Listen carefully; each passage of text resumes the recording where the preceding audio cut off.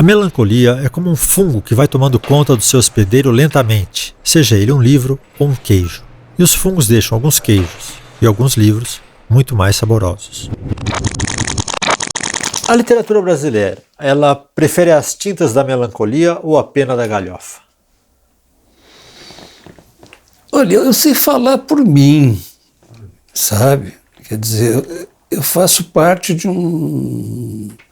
uma linha ficcional mais dedicada à melancolia. Isso não é uma escolha, não é?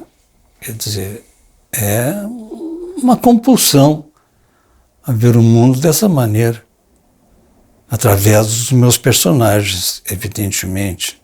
Porque o que eu faço não é exatamente uma autobiografia, não é? Mas é o meu modo de percepção do mundo. Na literatura brasileira, quais são as causas mais comuns da melancolia? Na literatura brasileira, eu apontaria, por exemplo, Clarice Lispector como uma grande melancólica, não é? Quer dizer, uma mulher que fala agora da personagem dela, né? De A Paixão Segundo GH, não é? Que fica realmente no cubículo de empregada, não é? De um apartamento de classe média de Copacabana, tentando adivinhar as razões primeiras das coisas. Eu acho isso tremendamente melancólico, sabe? E ter realmente a disfarçatez de ter como oponente no seu diálogo com o mundo uma barata, não é?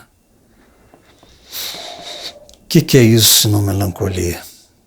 A Clarice é sempre a primeira pessoa que vem à cabeça, né? Quando você fala história da literatura brasileira e tal. Mas tem alguns representantes menores ou menos falados, assim? Tem o Drummond, que é bem falado, mas que é um poeta melancólico, não é? Ao contrário de Manuel Bandeira, que é brejeiro muitas vezes, não é? O Drummond é extremamente melancólico. Estou sozinho no mundo, estou sozinho no quarto. Machado também. Também é outro. O Machado é um caso curioso, né? Que é um melancólico com humor, às vezes. Com humor. Né? Uhum. Mas uma coisa não exclui a outra, não é? Você pode ser melancólico e se sair muitas vezes com humor, com comicidade, às vezes bem corrosivo. E por que ele teria a melancolia aparece no romantismo? Por que a melancolia aparece no romantismo? Porque o romantismo é um fruto da ascensão burguesa, não é? Que é realmente o momento onde o indivíduo começa a ter o seu valor no quadro social. Não interessava mais se o cara era filho de conde, ou de rei, ou de rainha, mas sim se ele tinha realmente propensão, não é, para a sua liberalidade se expor, em todos os sentidos da palavra. Não é? É a ascensão da burguesia, que realmente favorece essa expansão da melancolia. Porque quando você começa a pensar muito sobre os seus próprios prismas, tudo toma um lado um pouco tristonho. Porque a necessidade de ser realmente de se fundir ao mundo é muito grande. Não é outro motivo do amor. E quando o indivíduo começa a se sentir realmente apartado disso, dessa comunhão, essa fusão com o social, não é? Acai e baixa a melancolia. Essa ligação entre romantismo e melancolia, será que gerou no inconsciente coletivo a imagem do escritor como alguém desesperado e triste? Acho que gerou.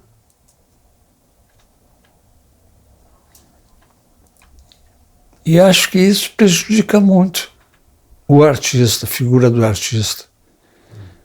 Essa imagem dolorosa dele próprio, sabe? Um cara desesperado. E ele é um cara que tem as preocupações normais de qualquer cidadão. Compra pão, vai ao dentista. Quer dizer, agora é neurótico, não é? É neurótico. A melancolia contribui para a imaginação, para a criação de fantasias? Contribui. Muito. Eu acho que contribui muito. Como? Porque realmente você vai reinventar, você está aspirando a alguma coisa que não existe, então é preciso reinventar.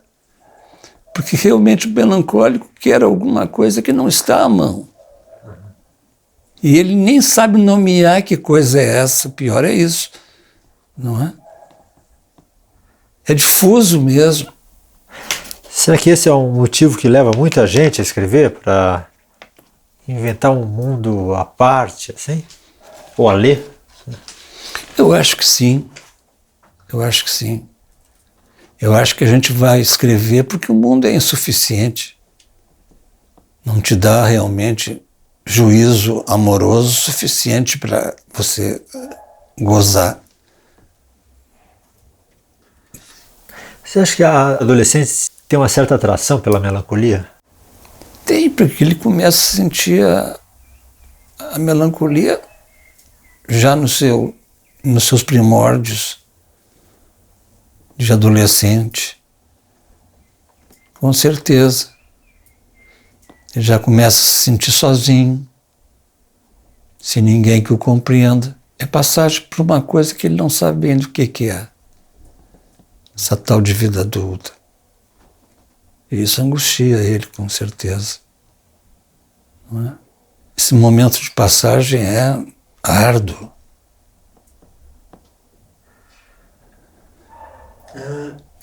Eu acho a adolescência realmente um momento muito dramático. A minha, pelo menos, foi muito dramática. Há algo de sublime na melancolia? Sem dúvida. Sem dúvida. Eu lembro de Bach. Bach, para mim, é o artista, em qualquer campo, o mais sublime de todos. Mas ele é sublime porque, porra, ele pega a sua inspiração de uma tristeza cósmica sem tamanho. Não é? Nós estamos realmente aqui sozinhos nessa amplidão. E eu gosto também porque ele não é descritivo em nada, nada. Não é referencial, quer dizer, a gente ouve a sua música, não está pensando em nada fora da própria música, no caso. Não é? E ela nos eleva, ela nos eleva. É um momento de elevação e de tristeza profunda. Profunda, porque a gente não pode abraçar aquela imensidão. Você acha que os leitores associam a melancolia a algum tipo de superioridade espiritual? Não sei. Será que tem essa Talvez, ideia, tal pessoa é melancólica, logo ela é profunda? Acho que tem. Tem sim, tem esse vício. Tem esse vício. Mas eu digo que realmente o sujeito melancólico muitas vezes é neurótico. Eu prefiro antes vê-lo clinicamente, né, do que realmente achar que ele está realmente habitando um mundo irreal, soberano, que está acima do bem e do mal. Não sei que escritor falou, mas a frase é: escreva sobre melancolia para manter-me ocupado e assim livrar-me da melancolia. Uhum. Você acha que é mesmo? Eu acho que é isso, claro que é isso. É uma matéria de salvação, a escrita, não resta a menor dúvida.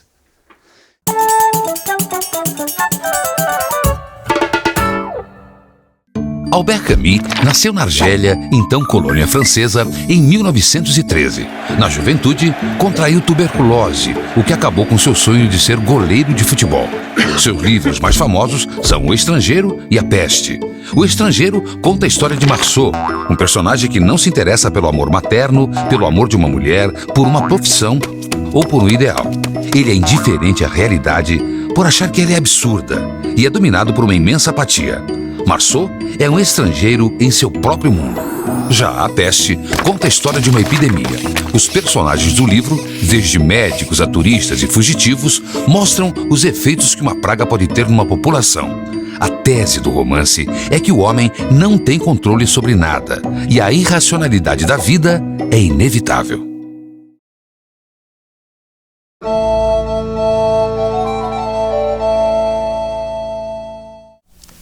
Falar de tristeza, de melancolia, de perda, de saudades para as crianças não é um assunto muito fácil. Porém, a gente sabe que as crianças não estão distantes dessas questões e que elas acabam trabalhando com isso a partir do repertório que a sua pequena experiência lhes dá e lhes permite.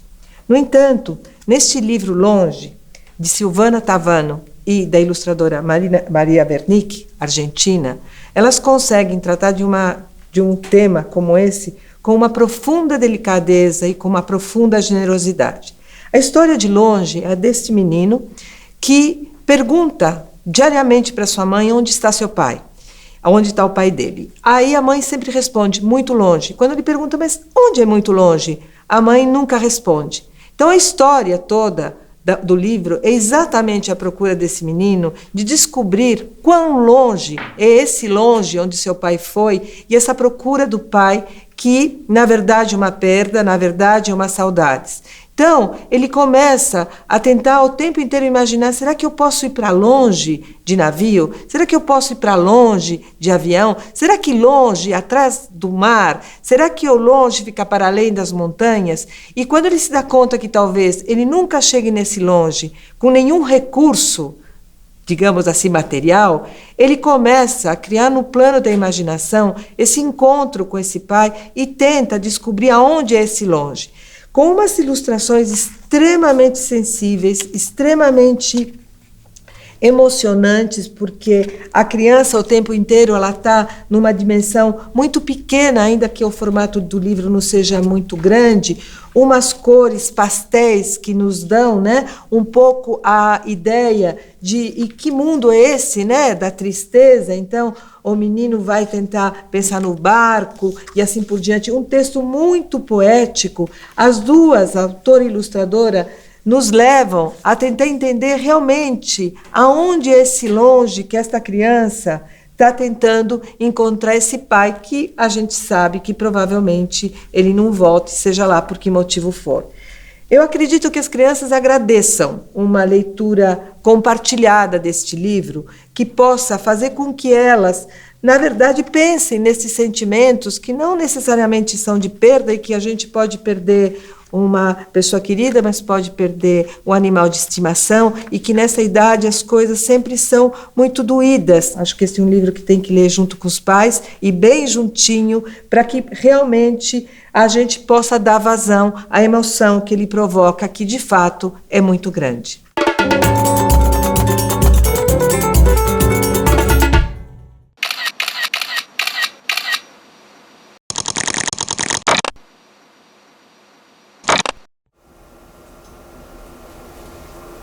Eu escrevo aqui, nesse meu ambiente diário de labuta. Escrevo aqui, na minha casa mesmo. Não gosto de escrever na frente de uma parede e ao lado de outra. E me sinto um pouco enfurnado assim. Então é bom navegar um pouco os olhos por aí. Eu, quando tenho um projeto, no caso de um romance, porque eu sou basicamente um romancista, embora tenha alguns livros de contos, eu levanto de manhã muito cedo, 7 horas para mim é muito cedo, e vou para o computador, venho para cá. Gosto muito de escrever de manhã, quando as ideias estão mais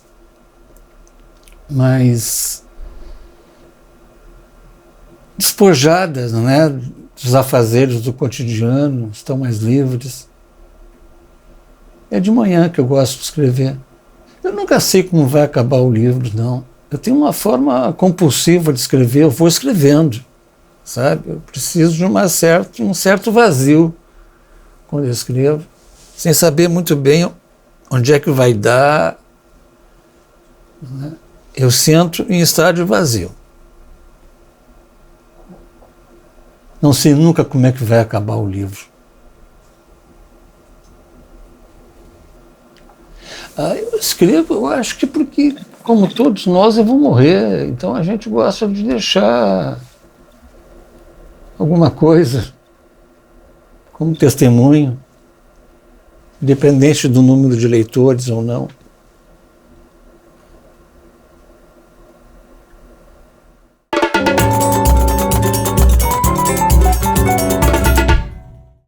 Olá, meu nome é Denise Mercedes, eu sou do 100 anos de literatura e hoje eu vim falar da minha experiência de leitura do livro Angústia, do Graciliano Ramos. Esse livro é um livro incrível, muito diferente do restante da produção do Graça. É um livro super interessante também, porque tem vários aspectos aqui que tem muita relação com a própria vida do escritor, né, do Graciliano Ramos, e a forma como eles aparecem aqui é uma forma muito interessante. Em Angústia, o nosso narrador é Luiz da Silva. Luiz da Silva é um funcionário público que vive uma vida muito pacata. Ele veio do campo para a cidade, ele mora sozinho, né, somente com uma empregada que tem várias características aí muito interessantes. Ele também escreve para jornais nas horas vagas e ele nos narra aqui um momento da sua vida no qual ele conhece Marina. Marina é uma vizinha sua e ele se apaixona por Marina, né, após uma vida extremamente solitária ali. Aquele ali é o momento que ele tem um sonho, né, efetivamente, de viver com ela, de casar com ela. Só que Marina o deixa por um figurão da época, Julião Tavares, né, um homem de posses, um homem de estudos. Então, toda essa relação aí de diferenciação em relação a Julião Tavares aparece também. E a partir daí a história se desenrola. Só que a narrativa, ela não é feita, né, somente desse ponto de vista, né, desse momento do tempo, disso que ele está vivendo. Na verdade, ela é entremeada de momentos de memórias, né, da sua infância, memórias também da sua juventude, crítica social. Então é um livro muito interessante, mais por esse aspecto da estrutura narrativa e desse personagem, esse personagem incrível que é o Luiz da Silva, que ele vai, a partir dessa narração que ele vai fazendo, que vai envolvendo, né, suas relações pessoais, então com Marina, com Julião, com seus poucos amigos, a partir da observação que ele faz da vida dos seus vizinhos. É muito interessante porque o processo pelo qual ele está vivenciando, que é um processo de extrema, vamos dizer assim, solidão, né, e obsessão e angústia, é um processo que, na verdade, vai se tornando cada vez maior e maior pelo fato de que ele vê também essa extrema solidão na vida de outras pessoas. Esse é um aspecto que eu achei muito interessante, a forma assim como o Graça construiu mesmo essa narrativa. É interessante que várias lembranças aqui do Luiz da Silva são verdadeiras e são lembranças do Graciliano Ramos. Apesar do Graça criticar muito a escrita, o texto específico, né, dessa obra, que ele chama de muito exagerado, que deveria ter sido mais polido, eu acho que é essa justaposição, esse exagero, essa repetição de algumas questões aqui, que faz com que nós entremos tanto nessa angústia, nessa vivência assim, do personagem. Eu gostei muito, recomendo demais, 5 estrelas.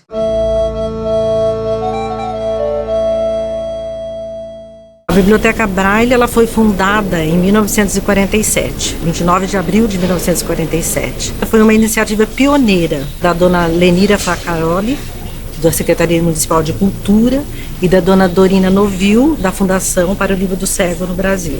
O objetivo principal era dar uma atenção especial à criança cega, de se ter uma biblioteca especializada em Braille, né, para o deficiente visual. Em 1986, a biblioteca veio fazer parte das coleções especiais da Biblioteca do Centro Cultural São Paulo. Eu costumo passar aqui uma vez por mês. Comecei a procurar lugares onde eu pudesse obter formas de leitura, né? Quer dizer, fosse para fruição, fosse numa visão mais técnica, e o espaço aqui da Braille foi um desses que eu encontrei. O tamanho do acervo, entre livro falado e livro Braille, é de 3.500 títulos, né? 90% desse acervo vem a partir de um convênio com a Fundação Dorina Novil. 10% dessa produção é feita no Centro Cultural São Paulo. A gente tem livro ilustrado, livro só Braille. Esse livro aqui é interessante, de um projeto da Fundação Dorina, que ele vem com a caneta, porque a caneta que faz audiodescrição das páginas, né? Ele descreve os desenhos. Esse aqui foi livro produzido para a biblioteca, e as ilustrações, né? Todo esse trabalho artesanal foram feitos por voluntários, que ele tem essa questão da textura, né? Antigamente ele não tinha essa liberdade, o deficiente dependia de alguém para ler. Agora ele, com esse material na mão, ele vai e lê esse livro, ele curte, ele viaja nessa história. Essa é a importância maior, por isso, é a liberdade de ler. Aqui na biblioteca também a gente tem a área de informática, né? Disponibilizamos todos os recursos acessíveis. Temos a lupa eletrônica para quem tem baixa visão. Temos também 5 computadores adaptados, né, com ledores de tela.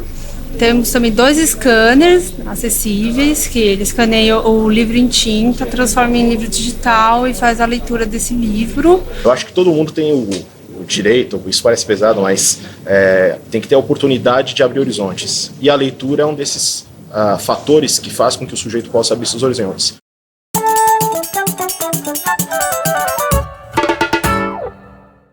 Carlos Drummond de Andrade nasceu em Itabira do Mato Dentro em 1902. Na juventude, estudou num colégio jesuíta, de onde foi expulso por insubordinação mental. Hoje, Drummond é considerado por muitos como o maior poeta brasileiro. Entre poesias, crônicas, contos e histórias para crianças, ele escreveu mais de 50 livros. Talvez sua obra mais aclamada seja A Rosa do Povo, de 1945, ano em que termina a Segunda Guerra Mundial. O livro fala principalmente da política, da guerra e do sofrimento do homem. Drummond era cético e pessimista, tanto que numa entrevista disse o seguinte: "Não acredito em nenhum valor de ordem política, filosófica, social ou religiosa. Acho a vida uma experiência que tem que ser vivida, mas que se esgota e termina. Acabou, não tem nada."